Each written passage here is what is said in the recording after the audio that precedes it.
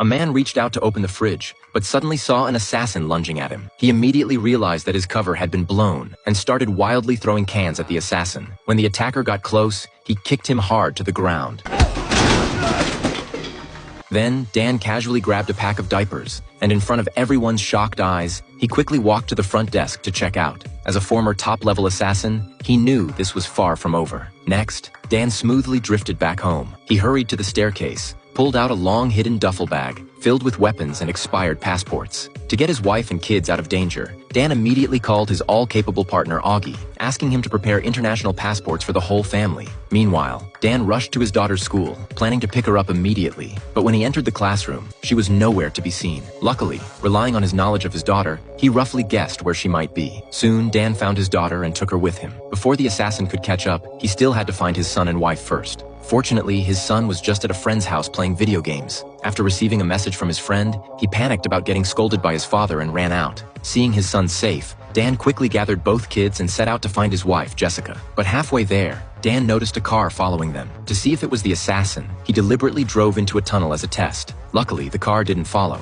Dan exhaled in relief and successfully reunited with his wife, telling the kids they were going on a trip. He didn't explain much to his wife, just urged her to quickly get into the car. But it was already too late. The assassin had anticipated his move, laying an ambush to take them all out at once. Just then, a bus happened to pass by, and Dan vanished behind its shadow. When the assassin reached the garage, Dan immediately started the car and drove down another route. But they hadn't gone far when the assassin caught up from behind, trying to force Dan's car to stop. In a critical moment, Dan made a sharp drift at a fork and drove down a narrow alley. He suddenly realized that these enemies always knew his exact location. They must have installed a tracker on his car. To shake off the tail completely, Dan drove to his workplace's garage and closed the door the moment he entered. He pretended to inspect a car, quickly lifted the chassis, and found the tracker in a matter of seconds. To avoid suspicion, Dan secretly moved the tracker to a boastful colleague's car. The colleague gave him a knowing look, then slammed the gas and sped onto the highway, successfully drawing the assassin away. After losing the threat, Dan drove his family straight to Las Vegas.